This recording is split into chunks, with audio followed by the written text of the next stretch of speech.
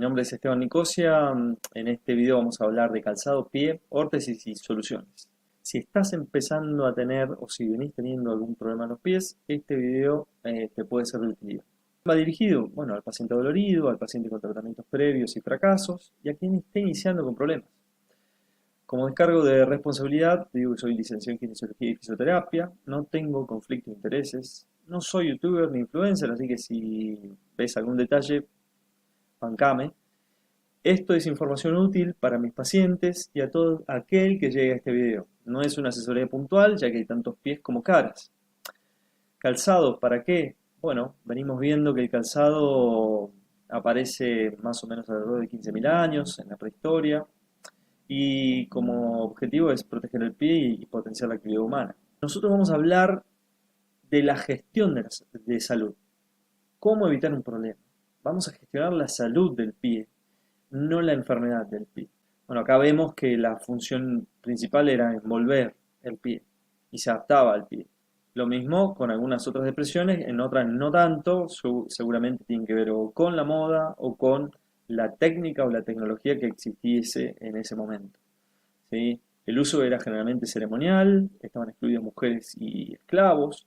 En la Mesopotamia más o menos inicia la moda y ahí creo que es el inicio del problema. Y bueno, Confucio, por ejemplo, en otro momento de la historia y su creencia de la mujer y que debía moverse como la flor de loto, lo cual llevó a calzados de estas características y modificar el pie de algo más o menos así a esto, ¿sí? Son consecuencias tremendas, terribles, ¿sí? Lo cual nos lleva a pensar que no todo lo fabricado y comercializado es sinónimo de que sea necesario, útil o saludable. De la misma manera que con los alimentos que vemos en góndola no significa que sea saludable o nutritivo. Esta es una breve reseña de distintas expresiones a lo largo de la historia y bueno, ya calzado más específico para distintas actividades. Pero la pregunta es, ¿en qué momento pasamos de este tipo de pie, de este tipo de estructura, en donde vemos, por ejemplo, los aborígenes, cómo pisaban y cómo era el pie, a esto, a este tipo de deformación? ¿Sí? Obviamente que esto es ya una edad avanzada, pero no parece ser que estemos haciendo las cosas bien en este aspecto. Entonces nos lleva a preguntarnos y a respondernos que probablemente sea por el sedentarismo, ya que debilita la musculatura y ceden longitud a algunos ligamentos. Esto sería una expresión extrema del pie plano, por ejemplo. Y en otros planos o otros casos se acortan, se hipertonifican los músculos, por acción de las cadenas miofaciales compensatorias se acortan los ligamentos, se restringe el rango articular de los huesos del pie y podemos encontrarnos con un pie gaucho. Alteraciones metabólicas crónicas, procesos inflamatorios, subclínicos o con sintomatología de la mano de un factor externo deformante. La autoinmunidad también tiene un rol, la reacción inmunitaria por mimetismo molecular, como reacción a toxinas que se asemejan molecularmente al tejido corporal. El organismo y el sistema inmunitario reaccionan ante el tejido corporal normal porque se asemejan y empiezo yo a tener un proceso de deformación y deterioro. Los pies, porque estamos hablando de esto, pero esto puede expresarse a cualquier articulación o sector que reciba carga y tensión. Factores inadvertidos, hasta las medias, si son muy estrechas o chicas y comprimen demasiado, pueden ser un factor predisponente. El diseño del calzado y las intervenciones de la moda no consideran la anatomía del pie, lo que hace probablemente también un factor perjudicial. A partir de ahí, todas las intervenciones que respeten un paradigma incorrecto y una forma incorrecta de ver el pie generan un porcentaje de error a las soluciones que tenemos para los pacientes.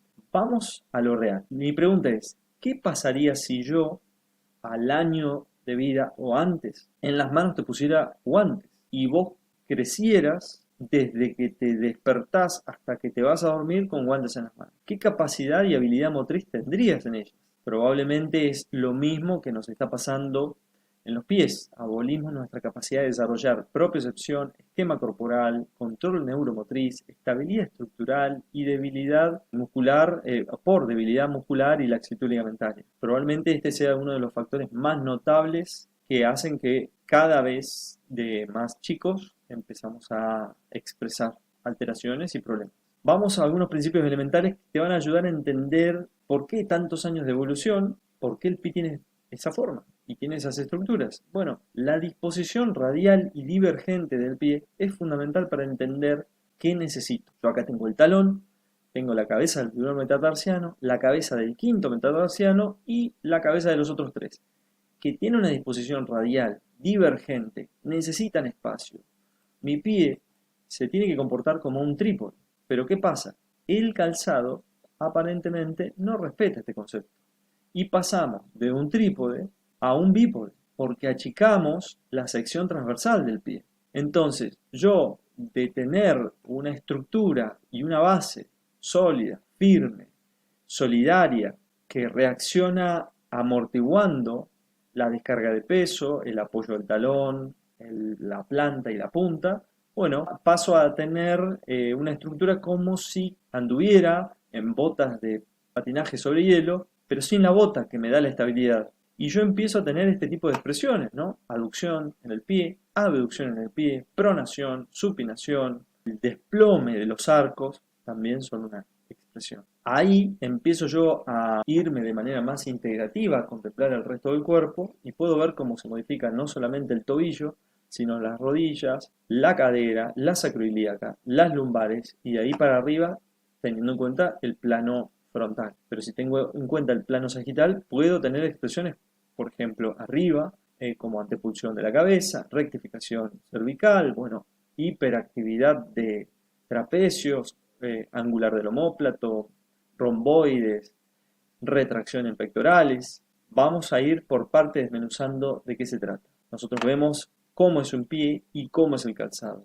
¿Qué espacio necesita ese pie y qué espacio le estoy dando a través del uso de ese calzado? ¿Cómo con el calzado puesto no respeto la línea que debería seguir el dedo gordo? Entonces yo estoy provocando el hallux valgus, porque yo estoy rompiendo la arquitectura tan sagrada, tan evolucionada del pie, y además estoy generando una retracción de músculos como el aductor del dedo gordo. Acá se muestra cómo se quiebra la línea y cómo estoy quitando espacio para el resto de los dedos. Si a eso yo le agrego que por ser un calzado con taco, sube el talón, mi pie ataca hacia adelante, por falta de capellada en el calzado no tengo retención y mis dedos pueden desarrollar otro tipo de fenómenos, problemas en las uñas, como la expresión en los dedos, ¿sí? En los dedos más chicos, que no sea el dedo gordo, digamos, dedo del martillo.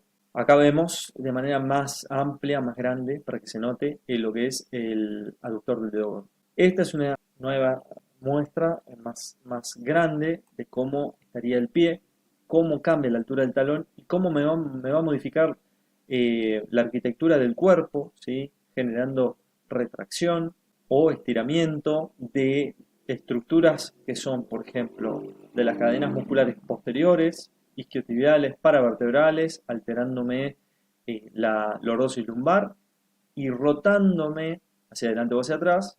Esto va a variar porque no estoy explicándolo solamente cuando estás usando taco alto, sino si usas mucho taco alto y te lo sacás. Y la cadena superficial anterior, cuádriceps, recto anterior del abdomen, y la cadera sería como una cupla que se va a adaptar hacia la lordosis lumbar o hacia la rectificación lumbar. La descarga anterior, con punta estrecha, me va a generar, entre otras, ¿no? Metatarsalgia por adaptación estructural, ¿sí? En donde a mí me va a doler la descarga de peso que debe suceder en la cabeza de todos los metatarsianos. El problema es que el calzado es estrecho y no me da espacio, no me da lugar. El dedo en garra, dedo en martillo por activación de la cadena muscular, ¿sí? Por cómo estoy pisando. Volvemos a ver lo que debería tener y lo que tengo. Y nos empieza a llevar a evidenciar cómo la compresión me va a restringir el flujo sanguíneo, arterial y venoso. Y también las estructuras neurales, que son lo que se ve en amarillo. Lo azul es vena, lo rojo es arteria. Con fascia plantar, sin fascia plantar. ¿Sí? Aquí de frente, ¿sí? Cómo es la trama vascular. Entonces, los problemas vasculares y neurales son habitualmente consecuencias del trastorno estructural. No nos olvidemos de la ley de la arteria, que es donde yo tengo carencia de irrigación sanguínea, oxigenación, nutrientes voy a predisponerme a desarrollar patologías. Esto le pasa a cualquier célula. También tenemos que considerar, bueno, los problemas estructurales que vienen de las alteraciones del metabolismo, artrosis, artritis, autoinmunidad por mimetismo molecular, ácido úrico, etc. ¿Sí? Solución parcial, sí, los separadores de silicona, que a veces podrían ser aún más voluminosos para separar mejor todavía el pie, es una solución correcta, pero si tenemos el entorno correcto, porque si yo me pongo separadores en un calzado que es estrecho, lo único que voy a generar es más compresión. Entonces, vamos a una pregunta fundamental.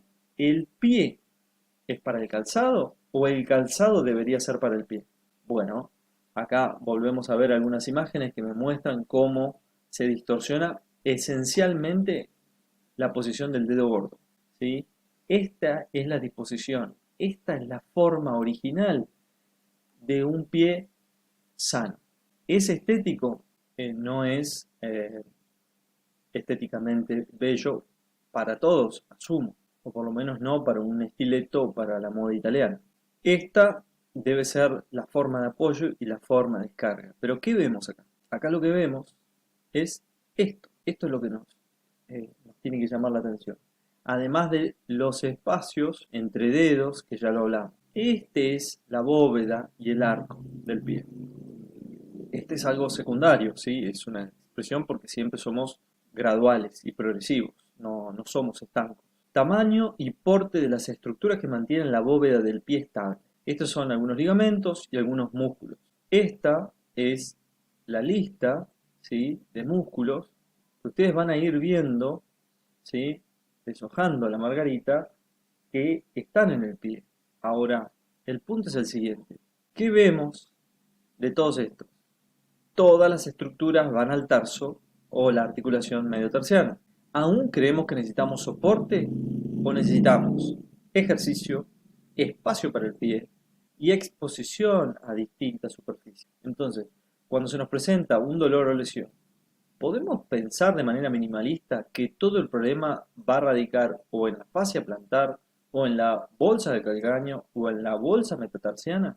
Habiendo visto todas estas estructuras que les acabo de mostrar que forman parte de la arquitectura del pie, bueno, ahí está la bolsa metatarsiana, la aponeurosis plantar o la fascia plantar y la bolsa de calcáneo, ¿sí?, para los que suelen a veces tener el diagnóstico de espolón calcáneo. Vamos al arco interno. El arco interno, según Myers, en el libro que poseo de vías anatómicas, lo muestra como una canoa y es la estructura principal, ¿sí? ¿Acaso un ingeniero se le ocurriría sostener una estructura aérea curva con una columna? Les muestro.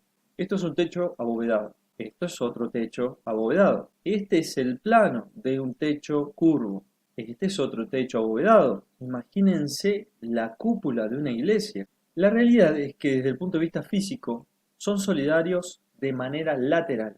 Se sostiene la arquitectura porque de manera lateral se traslada el peso, va lateralmente en cada una de las estructuras. Imagínense el pie lateralmente transmite la fuerza hasta el apoyo.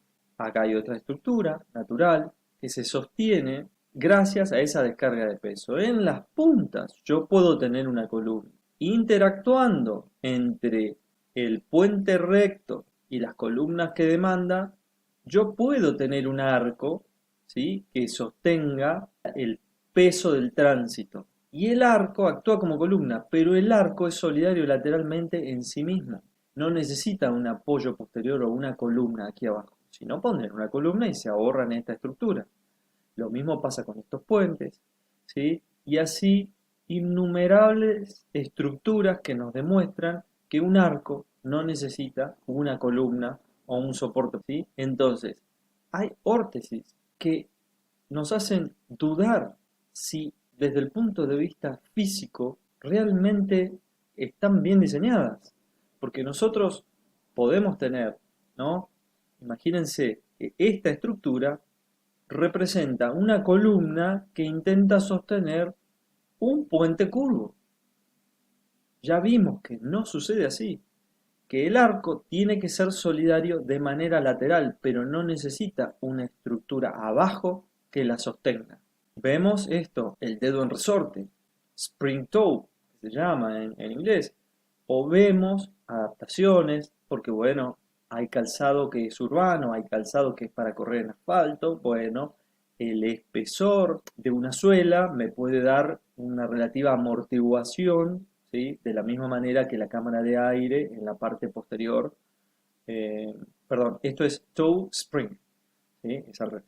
Son adaptaciones, sí, para algunas cosas sí, para otras no. Fíjense esta suela, bueno, esto es un calzado de trabajo. Yo no puedo tener una suela fina, flexible, si yo tengo que subir y bajar escaleras de metal todo el día por el trabajo que realizo. Bueno, este calzado grueso y duro, que no le da la flexibilidad o la estabilidad longitudinal como el, la flexibilidad de la capellada o del talón, bueno, es entendible, pero yo adapto el calzado y la suela, ¿sí? A el tipo de actividad que voy a hacer. No es lo mismo un botín de fútbol que el calzado que necesito para hacer parkour. Si yo intento hacer parkour con un botín de fútbol, probablemente me va a ir mal. Si yo le compro botines de fútbol a mis hijos para que lo usen en el colegio, en, las clases de fútbol, a la tarde mientras estudian, cuando están... Y bueno, probablemente esté equivocándome de la manera en la que le estoy dando un contexto a ese pie. Volvemos a ver las expresiones. ¿Es acaso la oliva y el arco interno en una plantilla la solución para un arco o es la tonificación, la libertad y la posición del dedo gordo? Y ahora lo vamos a ver. Imagínense o represéntense esto.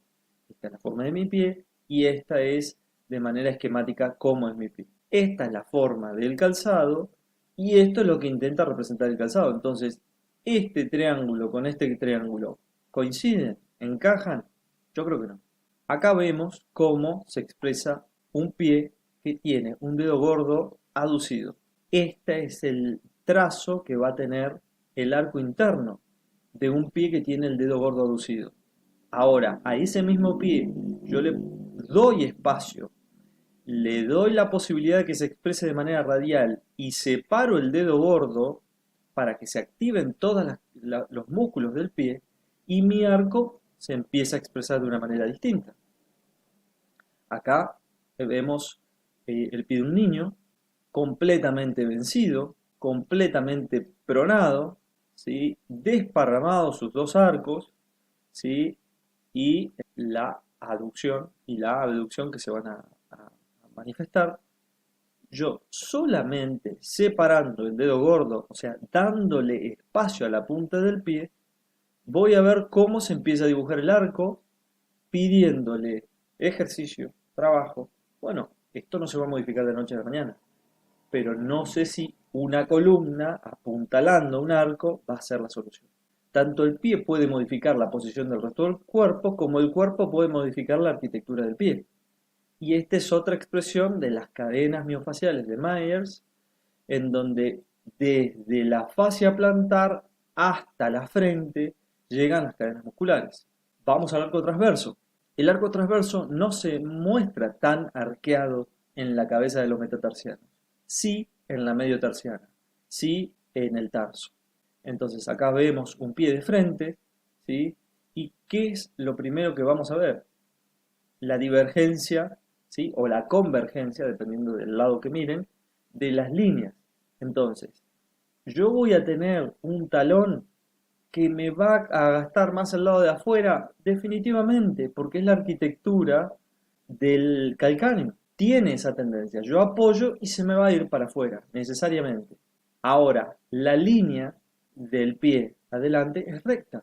Ahora yo le saco las falanges y veo que empieza a dibujarse un arco, ¿sí? Inicia. Y después, no solamente que saco la falange, sino que saco el metatarso. Y ahí evidentemente veo el arco del pie.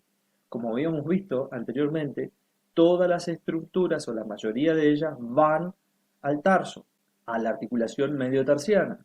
Entonces necesitamos espacio, movilidad articular, flexibilidad muscular, tonificación muscular, para que todos estos conceptos se cumplan, ¿sí? Este es un esquema de lo que se intenta denominar como arco transverso del pie, ¿sí? Esto es otro, esto es Capanchi, ¿sí? En donde muestra de distintas maneras cómo se manifiesta el arco.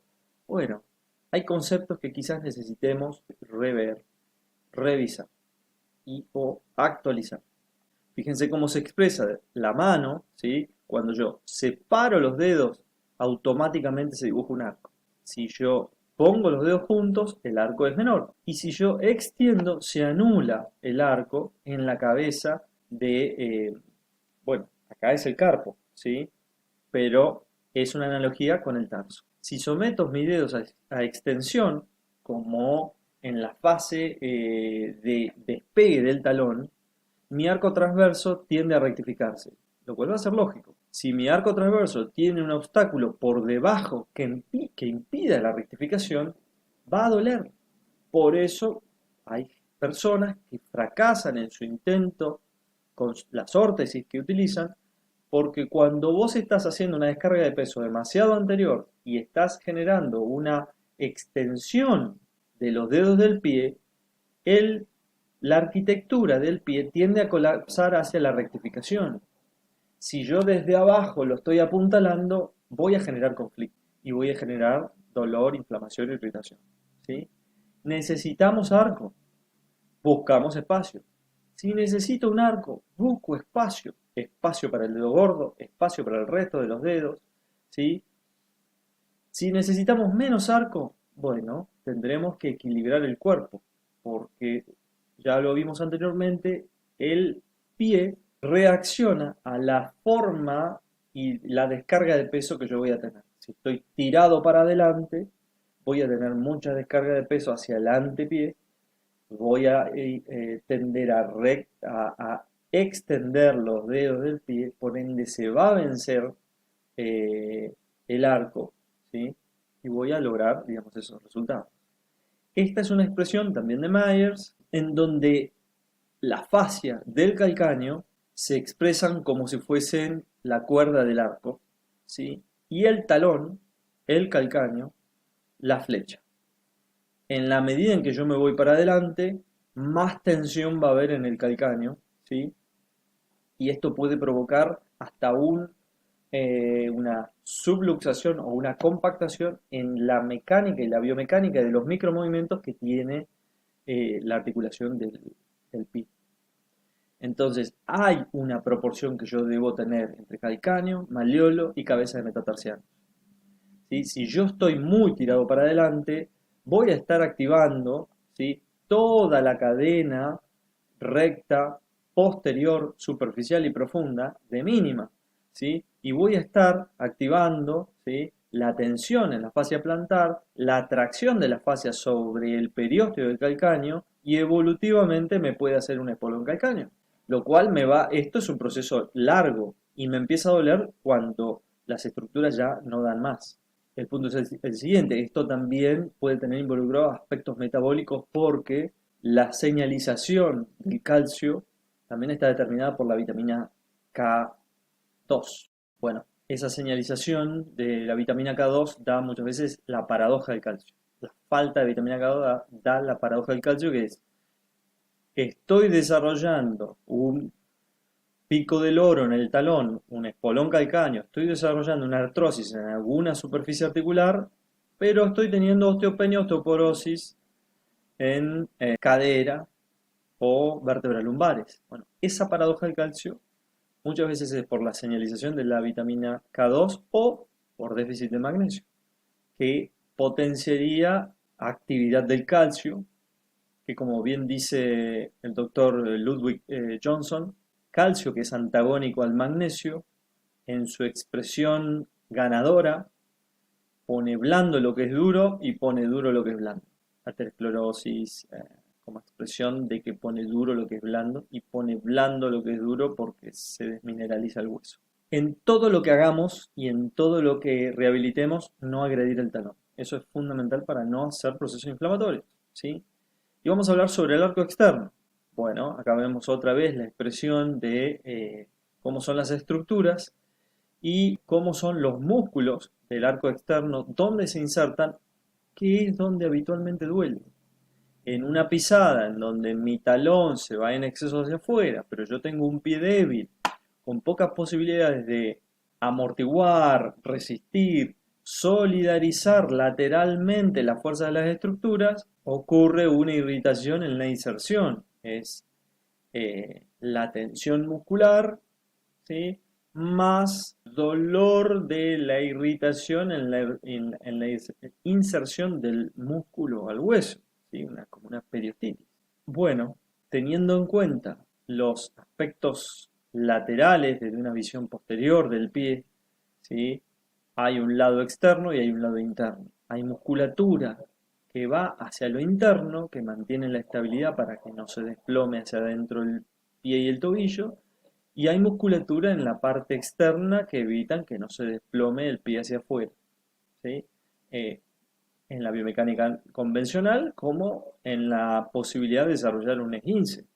Los controladores activos son los músculos y los tendones. La estabilidad lateral unipodal de la cadera es también un fenómeno importantísimo para la estabilidad del pie, la pisada y el tobillo. Entonces, la tonificación, el esquema corporal, la simetría en la descarga de peso en los ejercicios de cadena cinética cerrada, por ejemplo, pero en las fases unipodales, la estabilidad de todas estas estructuras musculares van a condicionar el funcionamiento del pie, ¿sí? Y acá vemos un estudio, ¿sí? En donde se hace una comparación de las estructuras del arco transverso del pie normal versus un pie con hallux valgus o con un juanete.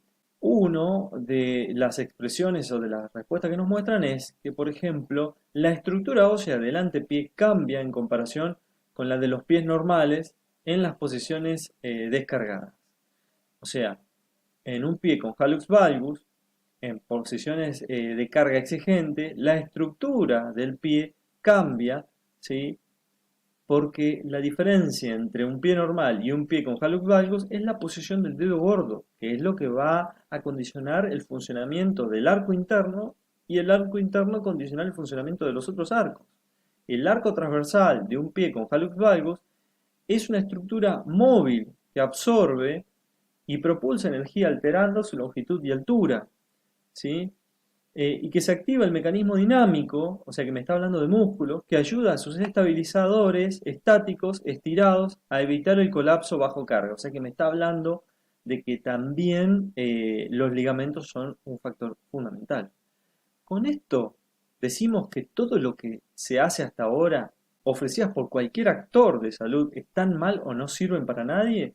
No, la realidad es que si tenés un pie estrecho o si tenés un cuadro determinado, puede ser que con la plantilla funcione muy bien, con un corrector funcione muy bien, pero son todas medidas que son para una fase aguda, que son una medida transitoria. A nadie con lumbalgia se le ocurriría poner una faja lumbar con ballena y dejársela todo el tiempo que esté trabajando. No, la persona se lo tiene que abrochar cuando va a hacer una carga en esfuerzo y se lo desabroja para seguir las actividades normales. La pregunta es, ¿cuántos minutos le dedicás a tus pies diariamente? ¿Sí? Generalmente lo que tardás en ponerte las medias, el calzado y salir. Sobre el paradigma anterior, necesitamos liberar el pie, ya que el calzado generalmente lo estamos deformando. ¿Sí? El calzado está deformando tu pie y vos necesitas liberar el pie. Entonces, ¿qué hacemos? Bueno, espacio en el calzado para el antepié. O sea, que tengo que elegir un calzado que en la punta sea ancha. Grounding en distintas superficies. Eso es la ancestralización que le llamamos en la medicina integrativa. El futuro está allá atrás, de donde venimos. Pisar descalzo distintas superficies es la clave, ¿sí? Ejercicios de movilidad y flexibilidad. Ejercicios de fortalecimiento al final, ¿sí? Después de haber logrado la movilidad y la flexibilidad, porque fortalecer con un pie restringido Es como hacer en el gimnasio mucho peso sin elongar. Controlar clínicamente mecanismos metabólicos de inflamación, ¿sí? Para que de fondo no haya algo distorsivo, y considerar tipos de calzado. Hay distintos tipos de calzado, distintas suelas, distintas durezas, distintos materiales y la obsolescencia programada. Inclusive la configuración del calzado para el peso para el que viene fabricado. Pero la obsolescencia programada te va a encontrar hoy con esta situación de que tu calzado se ve bien, se ve entero, pero en una carga dinámica cede y te distorsiona la forma de pisar. Entonces, lo ideal sería una suela fina, muy flexible, que te permita que tu pie trabaje constantemente para llevarte al fortalecimiento y a una estructura estable y firme. Obviamente, si salís a caminar a las bardas o a la cordillera con un terreno muy irregular, nos vamos a cansar y en el medio no la vamos a pasar mal. Bueno, esto es todo, espero que te sirva. Si te sirve, dale me gusta, compartí porque probablemente haya alguien en tu familia o en tu círculo de amigos que pueda estar teniendo algún problema de estas características y esto puede servirle para mejorar su condición. El resto ya se ve de manera más personalizada en consultorio. Consulten con un profesional calificado, certificado, con un título. Y nada más. Buena vida.